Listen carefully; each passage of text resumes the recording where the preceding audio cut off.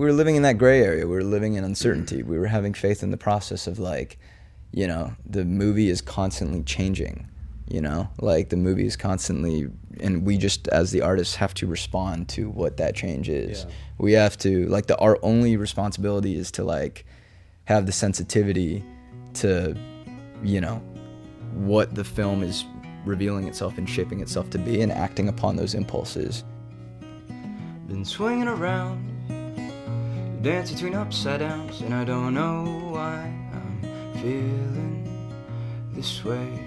Left yesterday at the broken down baggage claim where the old man's off and kneeling, looking for the long lost ceiling. I'm Luke Steinfeld. And I'm Wyatt Sarkissian. We made the 50/50 podcast to support you on your filmmaking journey. 50% business, 50% creative. Every Tuesday, a new how-to. This week, we talk with Nathan Xia. We got to know Nathan through his 50/50 selected film Flavor of the Month. But this episode spans much farther than just that short. Nathan has lived with the same 6 guys since early days in college. They've grown up together and blossomed as filmmakers and collaborators. As the guys finally go their separate ways, Nathan pays homage to this unique roommate setup, allowing this episode to serve as an ode to this sense of collaboration and friendship. Enjoy. Been winding down, only strangers in this old town. Everyone's gone home for a reason. This place. What I'll say about you, what I've found, is that there are a lot of versions of yourself as an artist.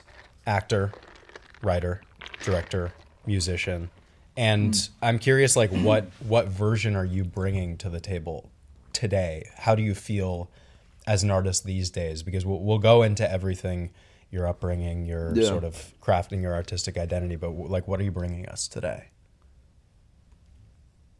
I don't know, like a little bit of everything, I guess. Okay. I think different shades come out at different points, but I don't know. I think they all kind of fuse together and then at different points. Yeah. I mean, I think like that's that's one thing that like as an actor, and even like there's like subcategories of each thing too. But like I just did this movie where I play like a kind of comedic, like degenerate kind of character, and you know was doing that for like 4 weeks on that, and like the producers like halfway through production were like, "Are you like just like this like as a person?" And I was like, I mean, like.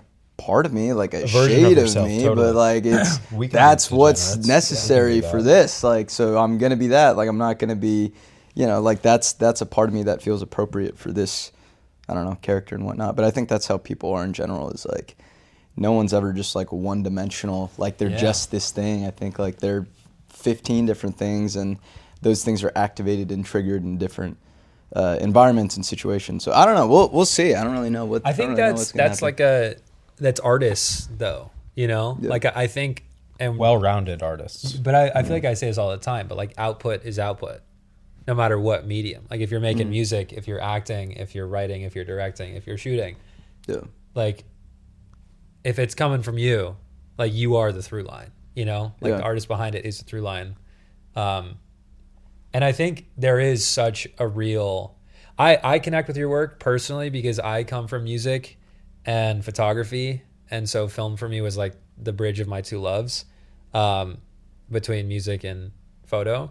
And like you coming from music and with your film Flavor of the Month, which was at our comedy festival recently, you can feel that, you know, like with the music. And I know it wasn't about a musician, but like I think you use score in a very interesting way that makes your film stand out from other films in our peer group, because I don't think many filmmakers our age have that relationship to music like you do, you know? So I think that's it. You feel that in your work, you know? Thanks, man. Yeah, no, I mean, I think like music, I have a very immense reverence for music and what it's done for me in my life and whatnot. And I think like the way that music is used for me, I think I generally like try to be pretty light on score, like throughout the stuff that I do. And I'll always, at least like for the short side of things, like I'll always hold like a song until the very end of a movie generally. And the reason for that is I think like film is like the most powerful medium in the world. It's so dope in the sense where like it puts you completely into an experience as an audience member. Like you are transported into like an entirely new sensory experience. And it's the empathy machine. But I think there are limitations to film.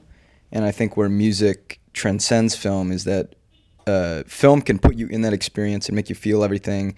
But music can really effectively address a specific emotion that I think, like, and film is like a very emotional medium too, and like film can tackle that. But I think like the human experience in life is so complex, and I think sometimes in too much going on in film and like it telling you what to feel, I think that's what I don't like when I see that in movies sometimes. And I think like sometimes, like for example, like Worst Person in the World, my favorite scene from that movie is when Renata Renvist, she like leaves her partner's like comic book release gallery fancy party gala thing, and she's like walking down from the house down to like, or the big like mansion down to the rest of civilization, and the sun is setting, and Joachim Trier just like tracks with her as like, I think like some song is playing for like 2 minutes, and we're just like watching her for that entire period of time and listening to this music.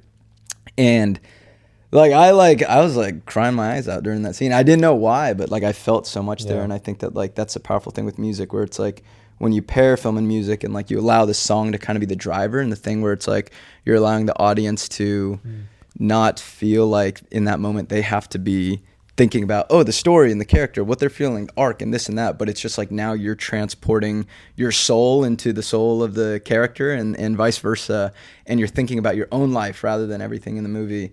I think that's the coolest thing, and like music has that ability. Allows you to personalize it in a lot of ways. Like it allows it to be like find the merge the idiosyncrasies of the movie with your own life, and I think that's the way I like to do it in my shorts, at least, is like at the end of the film, like it's not saying like this is the ending, like this is like, you know, hitting it on the head of like this is the thing you should take away.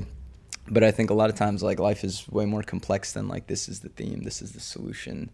And so leaving my audience members with like a specific feeling that they can tie into their own life. I don't know. I think music has a really powerful way of doing that. Totally. Your way of suggesting a sort of open-endedness and self-reflection is through putting a song at the end of something, or allowing you to just watch a character not say anything but having a song paired with that is what I'm getting. You also get the power of music and score, and so like the power and score. I think you're the first guest to take their shoes off. It's great. Awesome. I have my Birks. I think it's the lighting. I think the lighting it just feels all intimate and everything. It's the new lighting. It's really allowing it's people changing to the game. Relax. It went from like makes a me feel- doctor's office, which I guess you still would take your shoes off in a doctor's office. No, you. Oh, This is the first- I guess if you're, like, would. getting your feet examined. This is the first Wiki Feet 50/50 podcast. That's true. So true. That's true. Yeah. But I think, Dude, that would be a crazy sponsorship. but that'd be insane. You understand music in the way of like, or to the degree that like understanding silence too, you know, of like not using score or not using music and being very intentional with when to use it. Before we keep going, I gotta hear something. Are you down to play something? Yeah. What do you? Let's do it. Do you want to hear something like new? You want to hear something old? What do you? I don't know. Feel free to put the mic down. I got you at the mic. Cool. What's the? Yeah, What are you working on these days? I just did a song called, just put out a song called Fade Away. Very inspired by, I've been living with the same 6 boys for the past 6 years, and we're all going our separate ways fairly soon. Actually, like end of this week. So it's been like a very like nostalgic and sentimental and introspective time. So I wrote this for them.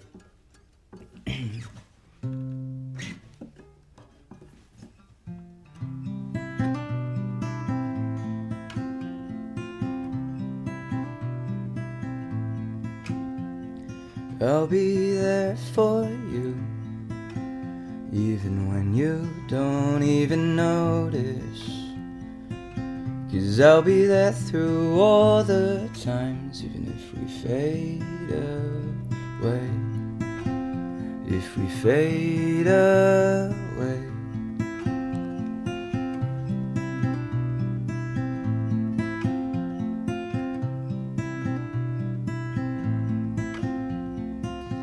You can call me friend if I'm miles away, just know this. Ain't nothing changed but my address, even if we fade away. If we fade away.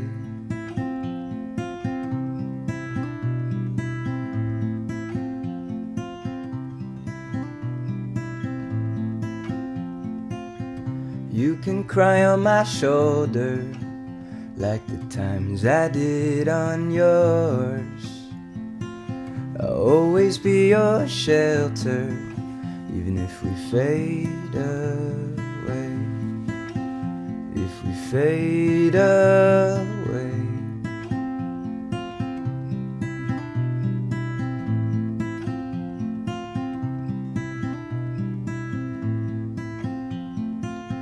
I can be your hero, pick you up today if you let me. But if you stumble, I won't let you fall, even if we fade away. If we fade away.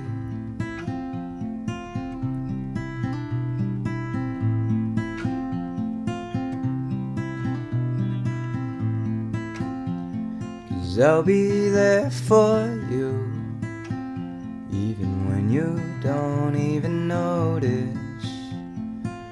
'Cause I'll be there through all the times, even if we fade away. If we fade away.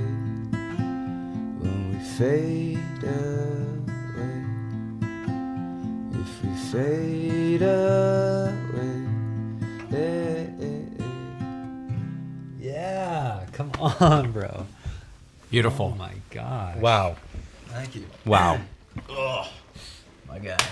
Come on, Great. dude. Thanks, Come man. on. Great, man. So do you Fantastic. sing for your roommates all the time? Is it like No, it's oh shit. Sometimes I'll force them. I'm like, listen to this thing that I wrote that I threw Do together. any of the other roommates play around with the guitar? Do they sing? A lot of them are pretty musical. Yeah, I mean, Chris like makes his own music. Chris had a plays film. along. Yeah. Chris had a Yeah, film. yeah. Jimmy Bowden, shout out Chris. Yeah, he's great at guitar. Makes his own music. Sea Breezy Beats. let's go. And then Cole plays guitar too, and he also plays piano. Very instrumentally gifted. And then Jacob just got a guitar, and so he's learning. Oh, Also no. played at the festival. Jacob Boys. can sing too, I feel Jacob's like. been on the He pod. could do all he sorts can. of things, Yeah, man. He could do everything, Yeah. man. That's my boy. You got to get him on the podcast. Dude, Oh, he's he's been on the been. podcast. He's been on the podcast? We should have him back. He wow. was. We should. He was probably in like the 20s. Yeah. He was early. in Yeah, the- he was yeah. he was early in the community too. He was like, because he was our first intro to all of you guys.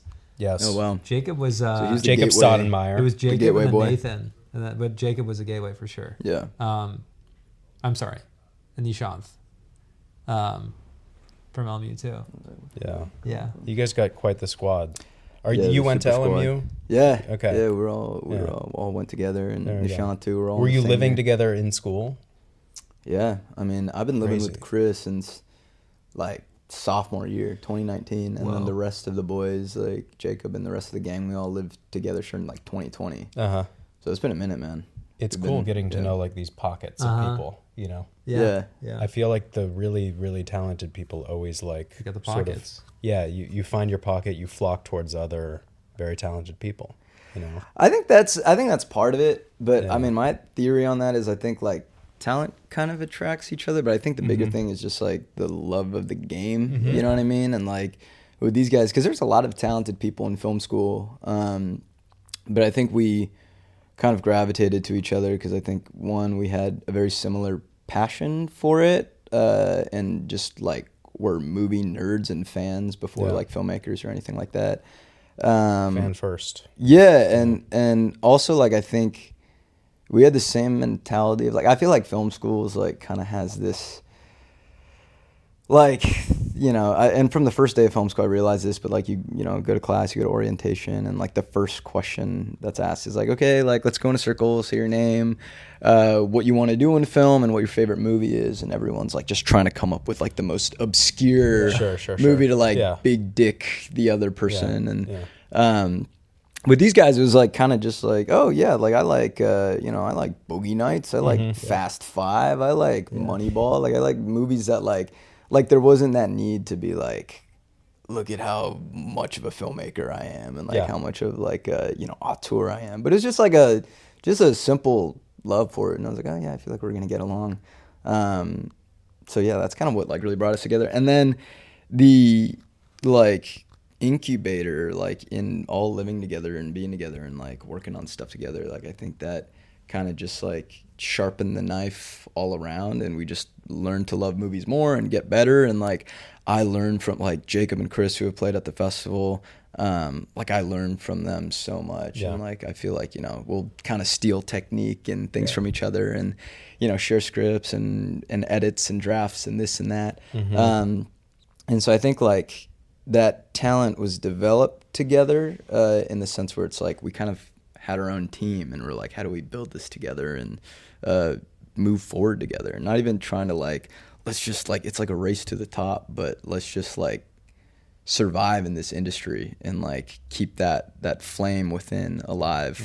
And we're still here doing it, I guess. And there's a long road to go. Were you guys pushing forward on parallel paths, or you were all on set together, like you were all crewing for each other or acting in projects, or was it very much just like we're all doing our own thing, but we come home at the end of the day, we're together? No, we're very incestuous in the way that we work, especially like earlier in the day. I mean, we moved in together during COVID, and so during that time, like, I mean, obviously you can't go out and get actors and go out and get crew and whatnot. So we were each other's actors, we were each other's crew. We were shooting a ton of shit just at the house, like just experimenting. Where was this house? Oh, there's, I mean, all sorts of them. We lived in Westchester, like by this golf course. That was like the first house we lived in. It was like a little like 3-bedroom that fit the 6 of us. And so that was the chaos house. And then you said 1 room bunk beds, everyone's sleeping in there, just tandem. Yeah. 3 rooms, but you're all 6 are in 1 room, right? Yeah, pretty much. We were sort of music studios. Yeah, we were very confined. That room was like actually like a trap house. It was pretty hilarious. And that was like deep COVID. And then as we're coming out of COVID, we moved to Abbot Kinney in Venice. Ooh. So yeah, we're living. We're on the west side. We're on the west side. Yeah, I mean, we were on the west side like up until like this house that we're in now. No way. And so we were out there, which was really fun. And then we went back to Westchester when we went back to school, on Kentwood Avenue. That was a good time. And then we moved from there to now like the base of Griffith Observatory, Franklin Village. Wow. So yeah, we've been all over the place. Been all over. Yeah. Good times. How was Abbot Kinney? I'm like, Venice is always, because we're in like Broward, Santa Monica here. Yeah. Abbot Kinney seems like an awesome spot, but also a very, I feel like certain crowd is over there. Parking is probably awful. Yeah, well, we were there during COVID, so like no one was going anywhere. Right. We were there at a very interesting time, and also like, you know, unhousedness, is that the politically correct definitely term? Unhousedness was on the rise during then, because obviously like no one was able to work, and like landlords were like evicting people and whatnot, so like a lot of people were living on the streets, especially during that time, like in Venice and whatnot. And so it was kind of like felt like this apocalyptic kind of environment, and we were all like crammed together in this like, once again, a very small, like the top floor of this very small townhouse. Sounds awesome. And it was pretty epic, and like we would, you know, just kind of roam and walk the streets and whatnot, but like we're not really going anywhere because it's also still like deep COVID, so we didn't get the real like Abbot Kinney Venice experience. We got like a Diet Coke version of it. You guys should do some sort of documentary of like all the houses you lived. That's a great idea. I love the idea of like 6 guys, all the same guys living in like 4 or 5 different places. Yeah. And you must have so much Sentimental Valley. much footage of it, right? Yeah, I mean, I think the most interesting documentary like out of that would be like interviewing our landlords and like the shit that they have to deal with. God bless their souls. Yeah. But yeah, maybe, I don't know. A lot of archival footage. When in your time, like, is acting what is there a priority for you role wise? And if there is one, when did that, or where did that come from? Was there a moment where you're like, okay, I need to be an actor, or I need to be what? I guess the first question to that though is like, when you describe yourself or define yourself, like, is there I'm a director, or I'm a writer, or I'm an actor? Like, is there one, and then it's like, okay, but I'm also all these other things? Yeah, well, I was always a filmmaker first. Like, that was like kind of the thing that got me into all this. I mean, in 6th grade, like I picked up one of those flip video cameras and like started like shooting like YouTube videos with my friends. And what, like prank stuff or no, like sketches, like I loved watching like Ryan Higa and Kev Jumba and like Wong Fu Productions, Smosh, like Freddie W, you know what I Those mean? Are like guys. The OGs, and like that was like my film school. Like, okay, cool, how do I like create stuff like that? And like, and in that process, like I was the writer of it, I was the director of it, I was a cinematographer of it, I would like act in it because like not all of your friends are going to be around to like be in it all the time. And then eventually like started transitioning more, and like, as in high school I discovered movies and like started having a love for that and studying that more, and then realizing that I love to write and direct, and then got to go to film school. Where that was really like my concentration, was like writing, directing, just directing as much shit as I could. And like in school, out of school too? Both, yeah. So short films, music videos. Well, yeah, I mean, in film school, like, I mean, you have your film class assignments that you can do, but like a lot of those, I feel like, there's tons of restrictions on those and what you can and can't do. And like, I felt like I had a lot of things that I wanted to try outside of the curriculum, and so like I'd always like challenge myself to like make a short film outside of class like once a semester. I love that. So I was like just grinding short films, and like also trying to shoot like music videos for like SoundCloud rappers and random like indie artists and whatnot. And then acting, like I kind of fell into like by accident. I think I'd always like deep down like been infatuated by the idea of acting, but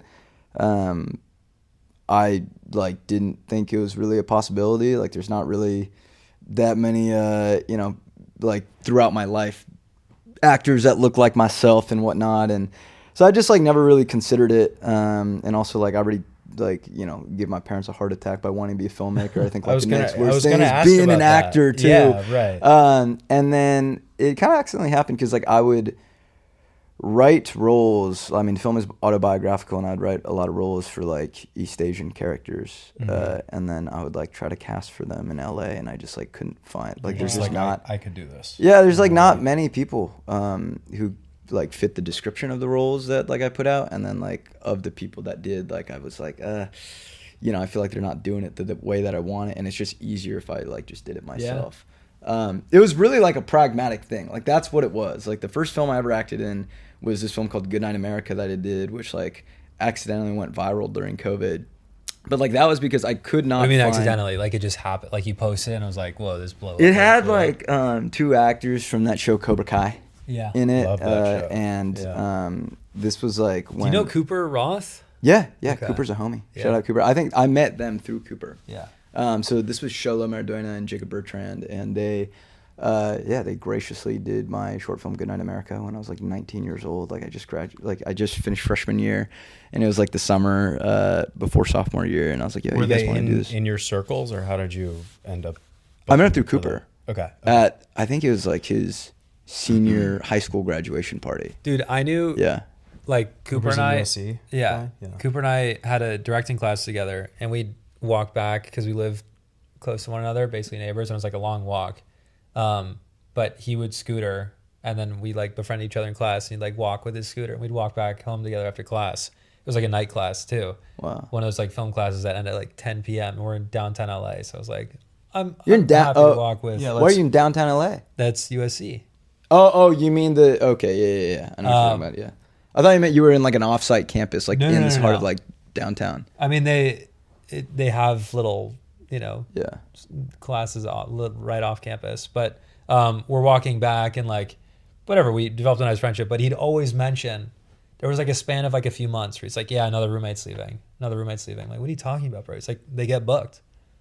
He's like, if you know roommates, like, please, because these kids would drop out of school. Huh. All of his room, they were like all getting actors? yes, Yeah. and they would drop out. And I was like, I hadn't heard of a very few at It's USC. like a lucky house to be in. It's crazy though, because Yeah. I really had, up until meeting Cooper, I hadn't really met kids that were dropping out like that. Just going full on acting. Yeah. Yeah. But it was just a little side note. But continue. Damn. So you were 19. This short happens. What was that? Yeah. Oh yeah. So this short happened, but I acted in it because like I just like it was just easier, and like I didn't have money to like hire another actor to like come down to San Diego to do it. So I just was like, okay, I'll just do it. And that was my first experience ever like being on camera and like acting in my own thing. And then when COVID hit, how was that, being on camera for the first time? It was, I think for me, like, I was just like seeing myself as like, not like, oh wow, I'm an actor. I was like, okay, just like I was more of the director, and just the director stepping in every now and then to like just fulfill the job. Sure. Like that's kind of the way I saw it. Like it wasn't really real acting. Like I was just like, fuck it, like just get it done so that like there's a body in there to do the thing. I totally understand that. And you like don't have time to even get in your head. And, like, like I feel like you can, if you're just acting, you can like get in your head a lot with the character, all that. But if you're doing both, it's like, oh, I don't even have time to like. There's a positive because you're not really. Totally. It's like, this is my objective. It's a very niche thing, but there is a sort of positive. Yeah. I'm curious, like how do you feel like you've grown as an actor? Sort of. I assume you've like acted in other people's stuff now, and like there's been a sort of arc to it. Yeah, well, I mean, then I think like from there, then doing, and when COVID hit, like Jacob and I did this, we actually did a low budget feature film called Chasing Sundance, which is like a $2,000 road movie where we travel 2,000 miles through 6 states, and it's like improv the entire way through. Like we kind of outlined it, but we just improv the whole thing, and that was like the real introduction to acting. Where like, obviously it was COVID, so we couldn't hire any actors. So we were our own actors and our own writers and our own directors. Were you crew too?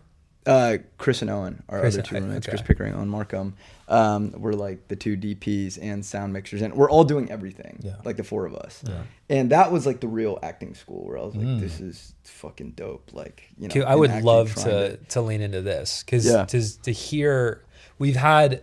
We talked to a bunch of filmmakers. Yes. And it's always interesting to hear about that first feature. And we've heard horror stories about going into your first feature thinking improv. Like, we'll be fine. Road trip. We'll be fine. Yeah. So how was that in the moment and then in post? Well, we like it. This movie was lightning in a bottle because like we did not give a shit if it was going to be good or not. Can you take us through the genesis of it then? Yeah. COVID hit. I had projects that were ready to go. Jacob had projects that were ready to go and got canned, and I had projects that got canned, and we're both like, I was also just kind of like spiraling mentally and like just really, going down a place where I was just like very nihilistic about everything and like just in like severely depressed. And I think Jake was feeling similar sentiments. And we would like do, you remember Netflix Party? Did you ever do Netflix Party? We'd do like Netflix Party all the time and like watch movies together just to like feel something. And we were always talking like, let's figure out a way to like make shit. Like we're trying to like make films over Zoom and whatnot, which is also like really funny. Like we shot a couple like short projects like via Zoom and like via like FaceTime and stuff. And we're like, dude, what if we like did a feature? And one night we watched The Dirties, that Matt Johnson film, and then we watched Beach Bum, the Harmony Korine film. And like we're just kind of on this bender. We're like, dude, like what if we just went and said fuck it and did this feature film and we just like outline it and we just kind of like go improv it. We just figure it out. And like that was like the genesis of it. And we like set a date of like, okay, this was I think in like April 2020, and we set a date for like June 2020 where we would just like us 4 roommates, and we were all like living in our own hometowns too. Like we all went home. Chris and I were in San Diego, Owen was in Boston, Jacob was in Phoenix, and we all like converged in Phoenix. And the month leading up to that, Jake and I were like kind of outlining the whole movie of like, okay, this is what the movie is, and this is what generally kind of needs to happen. Like, here are the 3 acts, here are the different sequences, yada yada. And then we met up in Phoenix and we were like, okay, like, let's just shoot it. Like, this is your character, this is my character, like, let's just figure it out. And like, we'd both kind of acted and been in things, but not super. And like, I think we all went into it being like, if this is good, like, awesome, you know, then we made like a good movie. And if it's like a piece of shit, like, we at least had the opportunity to create in a time where like we were very depressed and like creatively, you know, uninspired and whatnot. So it's like a win-win either way, and it's like a cool experience. And so we just kind of like set out and went on the road, and like, you know, we had an idea of like, okay, this scene needs to happen here and this scene needs to happen here, but like, you know, like, as we're driving, like, we would also be kind of writing the movie of like, I feel like this makes sense to do, and this, you know, like, this doesn't work, but we could do this. And we're just kind of like bickering the entire time. I feel bad for Chris and Owen because we're bickering the whole time about like what needs to happen in the movie. But in doing that, like, the best idea would always come out of those conversations and debates and whatnot. And then, like, you know, were they just like, rolling the whole time? No, we would like be like, oh, look, like, there's like a herd of like 200 sheep just in the grass over there. Let's pull over. Let's figure out a scene to shoot for this. Oh, it would make sense if we had this argument scene where like Jacob takes them off the map and, you know, something here. And then we'll like hop out and just like go shoot it and just figure it out. And we would shoot so much shit. And I think we had like 3.5 hours of movie. And by the end of it, like, we're like, I feel like we have something pretty good. How long was the shoot? Like, how many days? 12 days. 12 days. Yeah. Okay. Yeah. So we were just rolling. Would you go home? Like, you guys were on the road. We're on the road. Would you go to like a hotel and like all sit down and watch footage and break it down? No, we wouldn't. I mean, sometimes we'd watch like playback and be like, how does this feel? Like, what's the next step for it? But generally, like, we'd have a pretty good idea of what we shot. And then at night, like, whether we're at like a campsite or a motel or whatnot, like, Jake and I would spend several hours, like, into the dead of the night, like, talking about, okay, what do we shoot? What needs to happen from there? So and just cool. kind of You guys finding, are like so on the to same it. page during this too. Like, We were on the same. It worked. It feels like you're so connected, and everything's about the movie. You know, like in between shots, you're just like talking about what's the next step. Yes, and I think it worked really well because we're on the same page, but we're very different people, and we have very different sensibilities and very different filmmakers, and like, I think that was one of the most fun projects I've ever done in my life. And I think it's like, I would have an idea, and then Jake would have an idea, and we'd have to like debate it out of like what makes the most sense. And I think what worked with the collaborative process there was that there was no ego whatsoever. Like, we're both on the same page. We want the best possible movie. You don't have time. It doesn't matter if I'm right or if you're time. right. Like, what is the best idea? Yeah. And we'd have to challenge each other's idea Totally. to get to, like, it's like you're panning for gold, and you shake it one way and you shake it the other, and all the shit comes out until you're left with the good stuff. Yeah. And that's exactly what that creative process was like. And in doing that, like, you keep shaking the rocks around and you're left with the best parts of it. And I think we both pushed each other to be better filmmakers from that process. It was cool. And how did that, like, you're acting for 12 days. Yeah. Did you feel, or did you go into it like, okay, I'm going to think about acting in this way for these 12 days? Or like over these 12 days, you're evolving as an actor, or you weren't even, you're just like, we're doing the scene, I'm in this, I know what I have to, you know, there's an argument, so I'm just going to like be present with Jacob and immerse myself in this and see what happens. We just hit a flow state throughout the whole thing, honestly. Like, there wasn't really any thought behind like, oh my God, okay, let me get in character for this. And because we don't even know what like is going to happen in the scene. Like, you have to be present because it's kind like of the perfect acting exercise. It is. You know? It's equivalent of like, okay, you have the camera here, we're sitting down, I don't know what I'm going to talk to you guys about. Like, let's just see what happens. And like, if you do something that, and, you know, triggers an impulse in me, like, I'll do that. And like, there's nothing to like hold sacred to. And because like the crew is like our two other best friends, and safe, like, we feel so comfortable. Like, we're just responding very truthfully throughout the whole thing. So there wasn't much of like a jumping in and out of being an actor, of being a director, of being a this. It's like that. An open landscape to just like exercise your creative sandbox without any fully. Yeah. And that was like the thing that like influenced like everything that I do. Like, you know, has Chasing Sundance to thank at its very core, because like now, like, when I went on to make Adam's Song and AO Check Up and Flavor of the Month, like, that process is so seamless of like directing and acting at the same time. Like, people like it.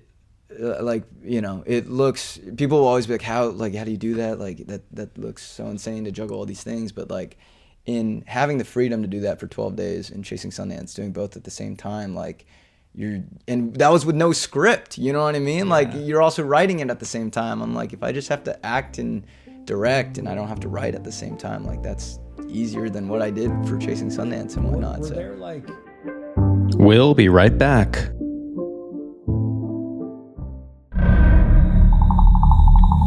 I want to play like a scary song from like a horror movie before this, but all the copyright stuff, so I can't. But imagine there's like a scary song playing right now and it's like, oh, the 50/50 Horror Festival is coming up. You need to submit your short film soon by August 7th. August 7th is the deadline. You have 2 months to submit your short film. You have 2 months. And then after that there's another deadline. Read it here first. Submit now. Submit now if you dare.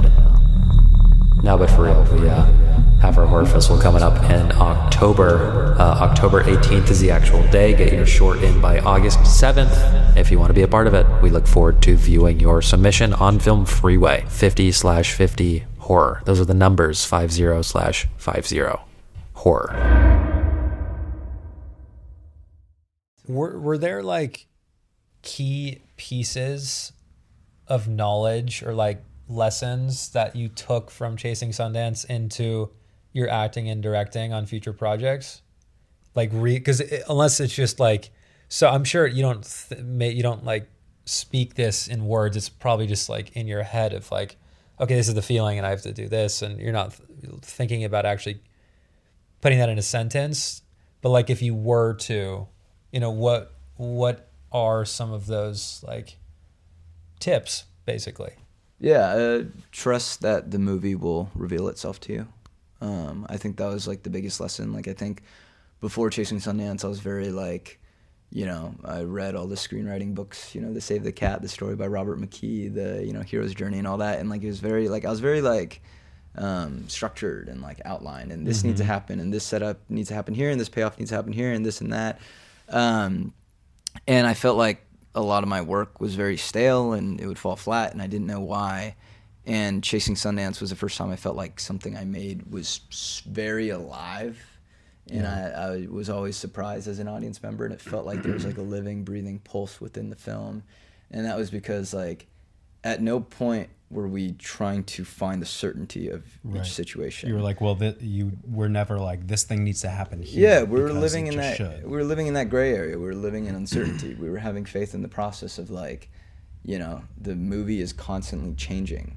You know, like the movie is constantly, and we just as the artists have to respond to what that change is. Yeah. We have to like our only responsibility is to like have the sensitivity to, you know, what the film is revealing itself and shaping itself to be, and acting upon those impulses and like kind of letting it out. Like I used to always like be really confused when like, who's it, like Michelangelo saying like when he's like, you know, chipping away at the marble, like when he's like sculpting, he's like, you know, I'm not trying to sculpt anything. I'm just releasing the sculpture from the marble. It's in there. I was like, you're such a tool. Like, what are you saying? What does that even mean? And then like, as I've gotten older, I realize I'm like, oh yeah, like that makes a lot of sense. It's a lot of trust, you know, trusting that the soul of the movie will reveal itself. And also it's a spiritual thing, man. I would assume it would have been much harder to do it without Jacob, without a partner that you can also like let's together. Like it's easier to like make a bet together than make a bet yourself. Absolutely, especially at this stage. Yeah. Like you need absolutely. That's my best friend in the whole wide world, man. And I think like from that process too, and even after, like we're like just creatively married. In a way.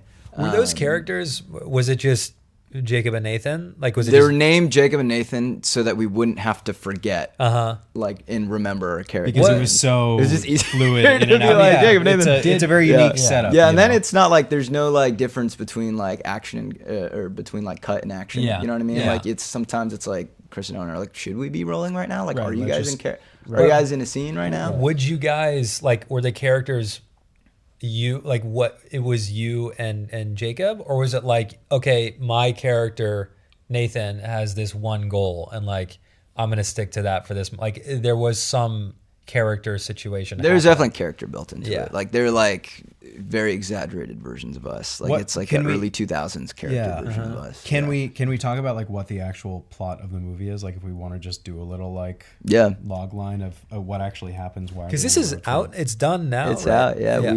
Yeah. We finished it and we were like, this is better than we thought it would be. Like it was actually pretty good. And then when did you finish it? Shot it in June 2020. Did post on it for like a year, and then finished it in May 2021, and then premiered it for an audience in, let's see, I think it was around here actually, the Lemley, Santa Monica.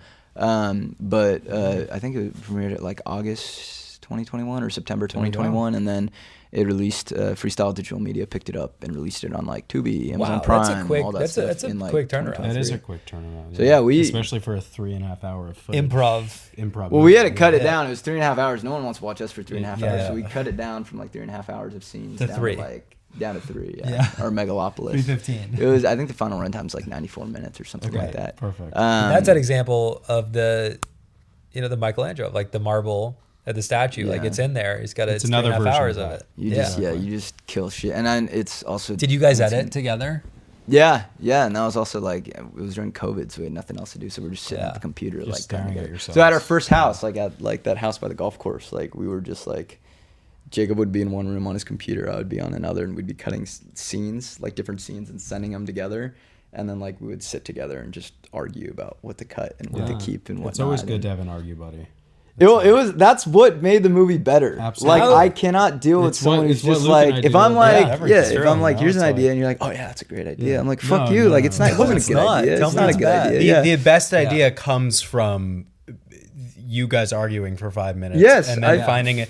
That idea that after 5 minutes was neither of your ideas. Yeah, and I felt like I could be more creative in doing that. Because like if I say an idea and you're always going to say that's a good idea, I'm going to have to edit myself. Yeah. But if you're going to tell me if an idea is stupid, I feel freed up to throw the craziest shit at you. And then it's your job as my collaborator to be like, you're an idiot. It has to be a two-way street though, and there can't be the ego involved. Yeah, you have to listen and like you have to value the other person's idea as much as yours. Genuinely. Yeah. Well, that's also my boy. Like that's like an easy thing. But no, it's it's not though. It's really not. There's a lot of. I mean, you were in film school. You were in writers' rooms. It's even not, if it's a close friend, man, it's not. And I know this from experience. Like I wish it was. It's not. It's a rare thing. I got lucky then. I got really lucky. And it's like that's the Arthur and Andrew thing too, and what we have. Like it's a we've known each other since kindergarten, like since we were 4 years old, 5 years old. We've been making stuff since then. Like that's epic. It's a rare thing, you know, and it's no matter if you're friends or not. It's like we said, if you're having a conversation about an idea. And you're like, that's fucking dog shit. Yeah. And I'm like, oh my God.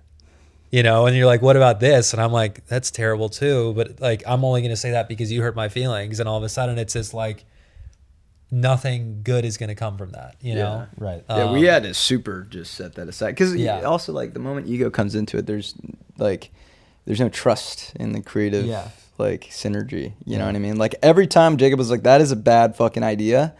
Like, I could never take it personally. Like I just had to be like, okay, we got the same goal. We got the same goal. I think we just have to say that. I think it was that phrase where it's like, yo, same team. Mm-hmm. Did you sit down at the beginning, or were there just hiccups throughout and you're like, we're on the same team? I mean, from the beginning, or even the writing process of it, like we were like, I don't know. Actually, we didn't really encounter it that much. Now that I think about it, like an issue of like ego shit. Yeah. Like every now and then, maybe like the slightest tinge, and then like we'd recognize it and we'd be like, oh, yeah, we're about to fuck up our own movie if we let this get in the way. Yeah, totally. And it's also like there's not like a huge crew there where like your ego feels like you have to like impress and be the leader and be the director. Like it's Chris and Owen are our boys. Like they're our roommates. crew. You know what I mean? Like they see us bicker and shit all the time. Yeah. So it was like truly this creative sandbox where it's like we could be as authentic and true to the process as possible. Yeah, that was a magical experience. Now that I really like think about it again, I haven't talked about that movie in a while. Was post insane? Yeah. Yeah. And so when did you know it was done? When we felt like there's nothing more to cut. Yeah, we were just slashing and burning that. Did you ever take 5 months away from it after just seeing it a million times? You're like, I cannot look at this. Like I can't even see this anymore. I need to go away. We kind of just sprinted on it. Wow. Yeah, we picture locked pretty fucking quick. Like we started editing right after we shot. So I think like top of July we started editing, and we just ripped through that thing and picture locked like November, December. That's insane. And what is it about? I need to know. Oh shit, yeah, I never it's a film, get this, about two filmmakers who just graduated from college. And it's their final summer before, you know, the fall, where they got to go to their jobs and they got to go work at an agency and they got to go, like, you know, support themselves. And they have this feeling that if they don't make it now, they never will. And they got to do it. There's a sense of urgency. And so the way they're going to do that is they're going to go on the road and they're going to make a feature film and they're going to submit it to Sundance, and then it's going to get into Sundance, and then they're going to be the next Tarantino and PTA and Robert Rodriguez and, you know, the next hot thing. So it's very meta in a way, because also it's like we were two filmmakers like in college, but like feeling a little bit of this like pressure cooker. And I was very like inspired from like, you know, mumblecore stuff, you know, the Duplass, Johnson, Ryan Johnson, or Matt Johnson. Jesus. Matt, you're good. Ryan's also USC guy though. But Brick, yeah, come on. When like with a concept like that, where you're shooting a movie in a movie, you know, like, and you mentioned you had 2 DPs potentially. Yeah. Were there? I haven't seen the movie, but like, so do you guys shoot like bits of like the movie in the movie? You know, like the one that you guys are trying to make, like your characters are trying to make. Yeah. And then, okay, that's. We have 2 DPs, and Chris and Owen, who like just hit a beautiful flow state and synergy together. It's great. Where they're doing like cross camera coverage all the time. Yeah. They're so in tune with each other. Yeah, they would never get in each other's shot. Like it was fucking nuts. It was poetry in motion. And as that's going on, you're not gonna make. How can you make anything again after I know, this? exactly. Two pairings, no just point. like you and Jacob. It was perfect, man. It was like it was pretty epic. And then in the hills of Arizona. Exactly. No. Oh fuck. We went from Arizona to Colorado, Wyoming, Idaho, Montana, Utah, all over the place. And then like Jacob and I would be filming the movie on like, so they had Blackmagic Pocket Cinema cameras, my favorite camera of all time. The 4K or the 6K? I think one was a 4, one was a 6. It's just like the like has completely democratized filmmaking. Like that camera is fucking awesome. And then Jacob and I would have the Sony A7S and like be filming each other filming the movie, and then we would like cut to that footage. Like, okay, so that footage is in the movie. Yeah, it's in the movie. Yeah, so it's all sorts of stuff. So yeah, check it out, man. It's free on Prime and Tubi. That's so fun. Chasing Sundance. Come on, man. So then you finished that. Yeah. You made, and we asked. I think we asked Jacob this, which was like, you made a movie. Like you did it. You know, like all of our dreams as young filmmakers is to make that first movie. Like that's like, oh man, you know, like that's the thing I want to do. You did that at a pretty young age. So did that kind of bug get out of the system of like, I did it, now I can focus on shorts and do music videos and this other stuff. Yeah. Without having this massive cloud over me of like, I haven't done it yet. Oh, totally. I think like every film bro has, us included, right? Yeah. Like fall into, it's some masculine fucking thing where you feel like you have to like be as young as PTA when he made Coffees and Cigarettes. So you got to be like, there's like this like clock for some reason. There's this like this hourglass that's going that I don't know what you're racing against. Yeah. That you have to do this first feature at a young age. And it was, wait, he made Boogie Nights right after that? Yeah, exactly. So it was like, you know, and it's stupid to compare, but it was nice to at least like do that and like have it out of our system of like, okay, we don't have to like rush to make that first feature. Yeah. And it just gave the confidence of like, we weren't trying to really like, the goal of making that movie once again wasn't like, we're gonna unlike her characters, it's not like we're trying to get this movie to Sundance and we're going to be the next hot young thing and like this is going to blow up our careers. Like we made that movie because we were incredibly depressed during COVID. Right. And that movie was going to keep us from killing ourselves. Like that was like the origin of the thing. And it did that and then some. Yeah, totally. You know what I mean? It like was the thing that really helped get me into acting and learning about my directing style and sensibilities and like. But there's a really pure intention in the movie. It's like let's just like come together with our friends and just like go on a road trip and distract ourselves from like the dread going on around us in the world. Like that. It's very pure, and as you said, everything else is extra. Yeah. You know. Yeah. So it comes from a very pure place intentionally. Yeah. Yeah. It was dope. Yeah, it was a cool one. So then tell us about where you're at now. How many years are you out of Chasing Sundance? I guess 4 years. Wow. Right? That was 22 or 21. No, 5 years? We shot it in 2020. So 6 since years production, shooting, it's been 6 years.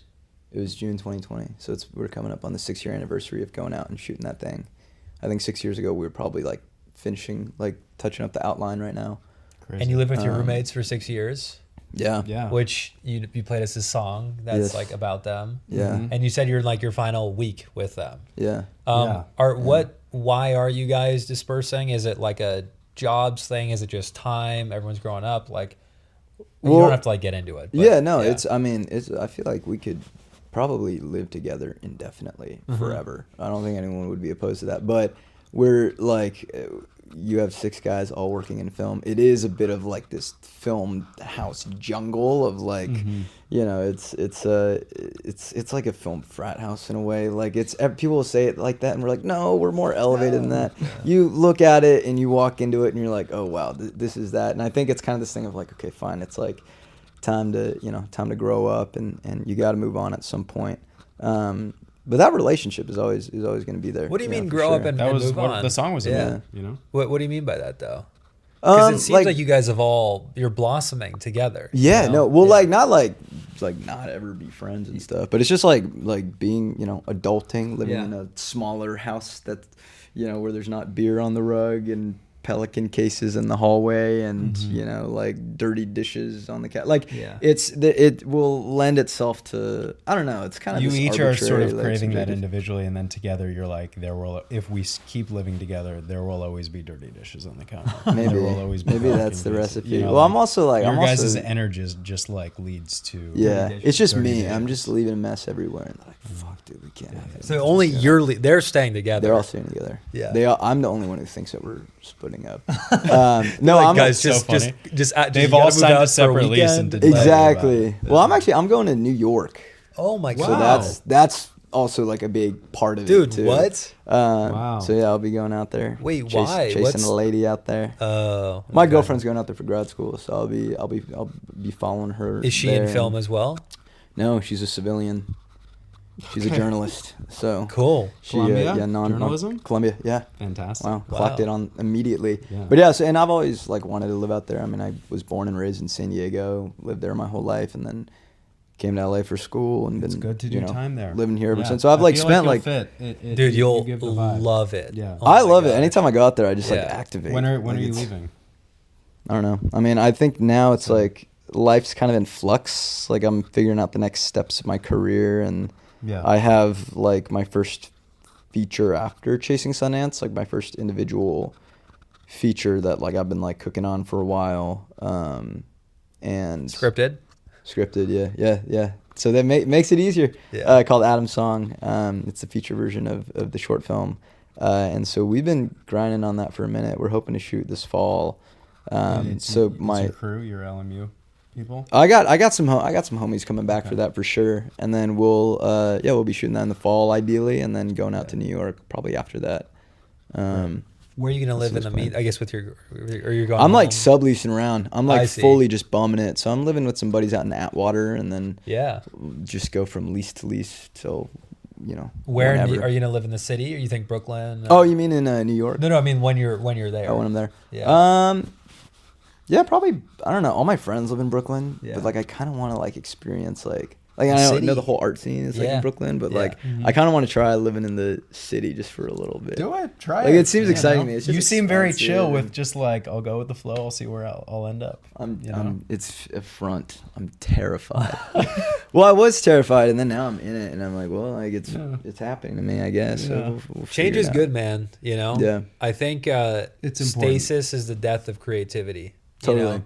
I think comfort is dangerous, and it's important to be uncomfortable, especially at our age. Yeah. You know?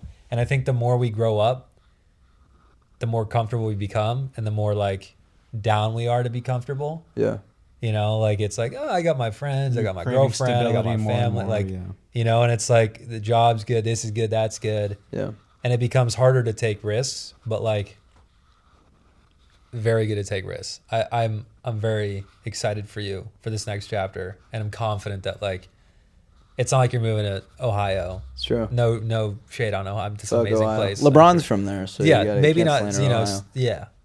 But you know, New York is not like it's completely out of this industry. If anything, it's even cooler than LA right now with that. So they got Zoran. That's the big thing they got. Come on, New York Knicks. In the Knicks. Yeah, man. Oh my god. I can't imagine. Yeah, Wyatt's a big New York guy. Really? I am. I thought you were gonna say Knicks fan. No. Are you a Knicks fan? I respect the Knicks. Wyatt, I'm a Lakers fan. Oh, Wyatt's okay. a Lakers There we go. fan. But Wyatt went to NYU. He's a New York guy. Yeah. Oh, cool. Yeah, I spent 4 years there. Spent some time at the KGB bar.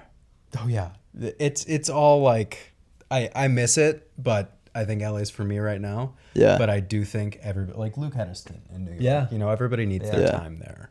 You got to try it. Can I pee mid interview? Yeah.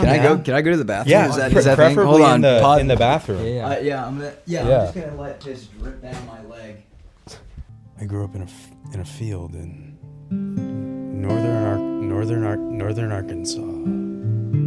He's from northern Arkansas.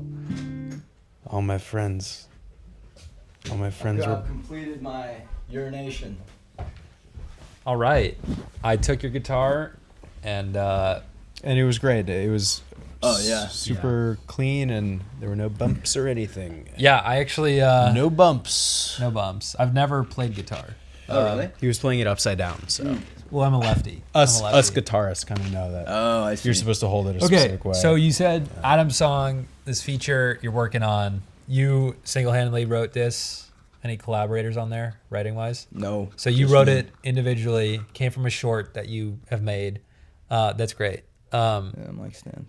How was that process, writing it, and this whole, I guess, like getting to where you're at now? What was the writing process like? Yeah. Like in it not being Awful. I'm having a hard time focusing with that on your Because finger. I'm doing Dude. this. It was with the writing process. The writing process was. Should I not? No, do it. Do it. Am I Yeah. distracting you guys? They'll love it. Too. Yeah. I can't. I'll I have a do little like cut that. on my finger, so I'm But you don't have to actually put it going on that. You've 7 Any other of them? fingers. Solidarity with us, man. Index gang. Yeah.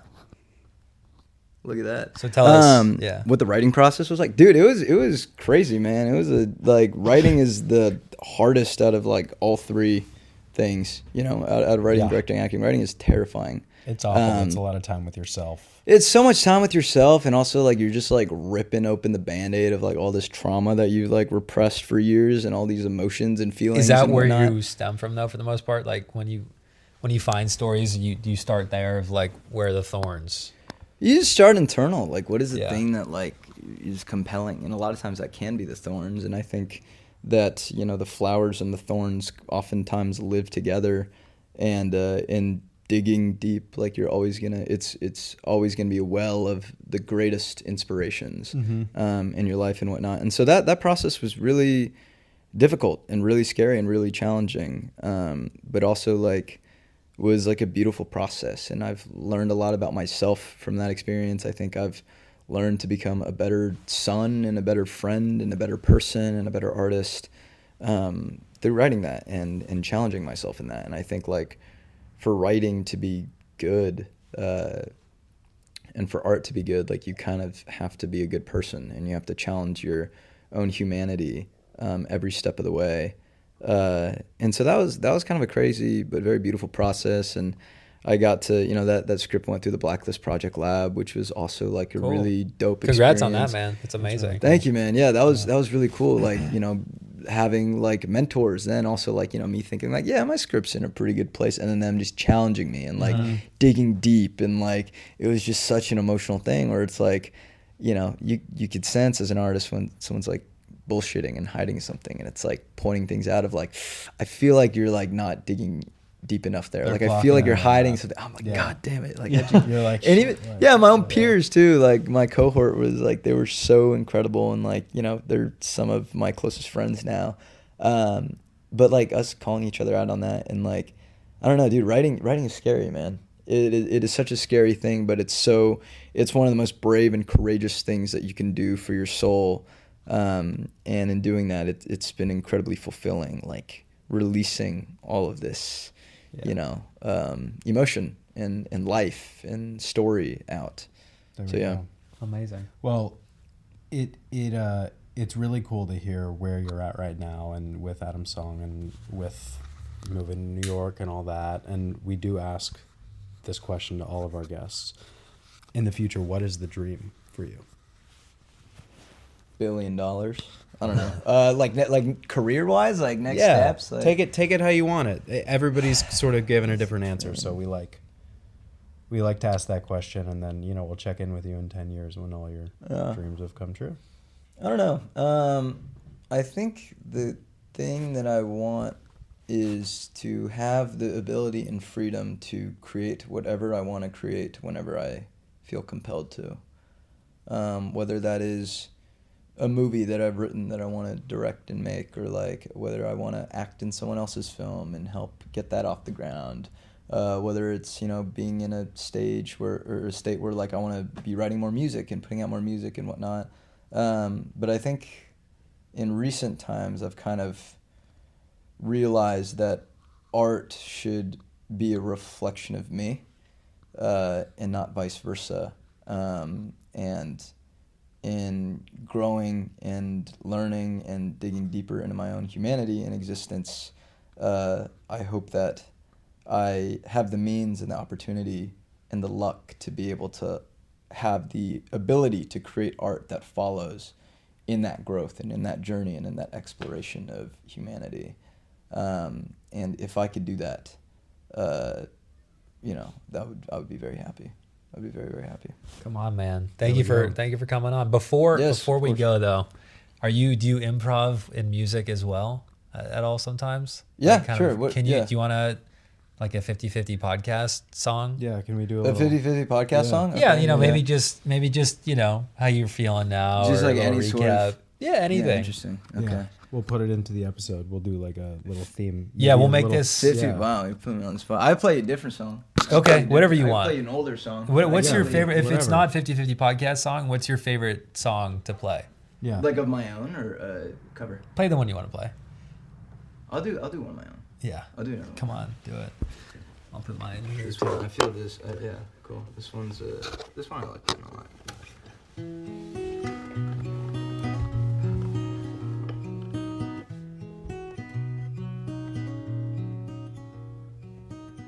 Been swinging around, the dance between upside downs, and I don't know why I'm feeling this way. Left yesterday at the broken down baggage claim, where the old man's off and kneeling, looking for the long lost ceiling.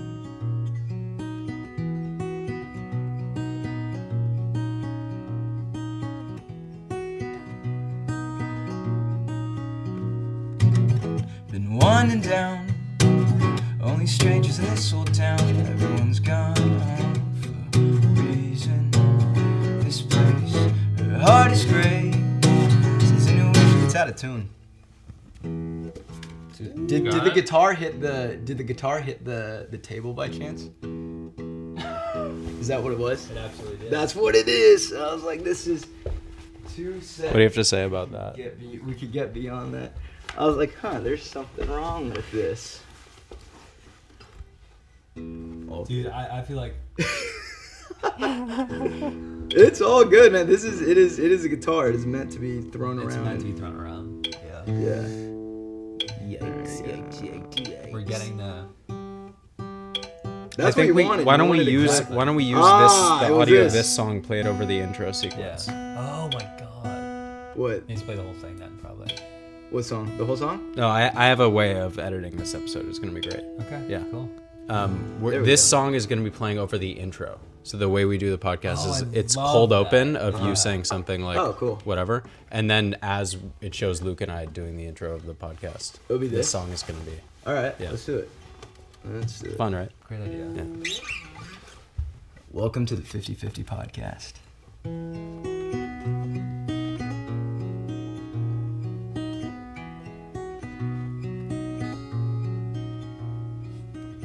Been swinging around, dance between upside downs, and I don't know why I'm feeling this way. Left yesterday at the broken down baggage claim, where the old man's off and kneeling, looking for the long lost ceiling.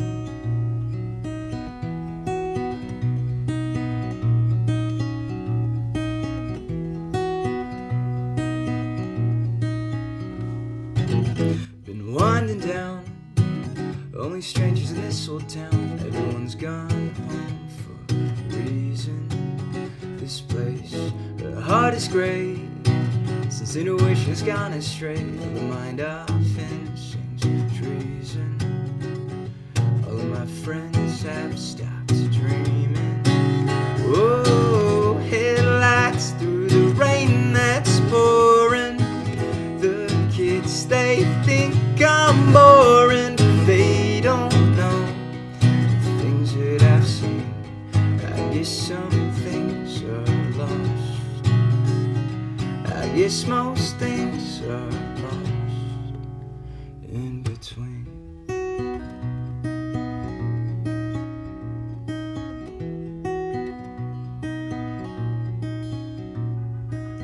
It was funny yesterday, today I'm not old enough. Your hair is turning gray, well I'm still sobering up. Passed out on a Sunday afternoon. That's why I go to church only once in a blue moon. She's smiling down at me, I think I'm crippled with shame. I may be broke right now, just wait, I'll make it one day. Ran out when you told me to stay. I wish I wasn't so afraid. I wish I wasn't so afraid.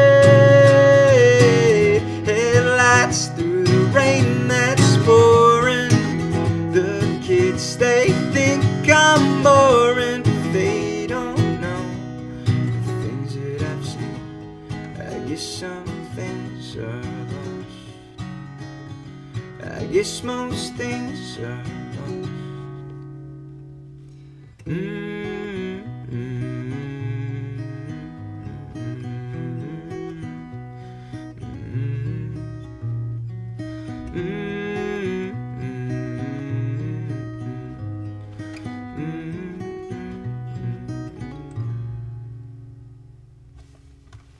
Woo! There we go. 50 There we go. Exclusive. Fantastic. Come on.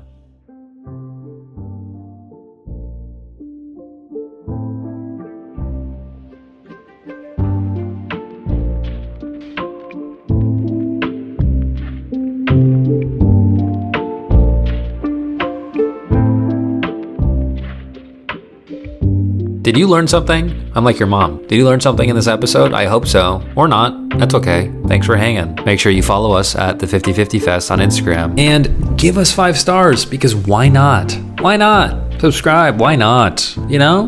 Why not? Okay, bye.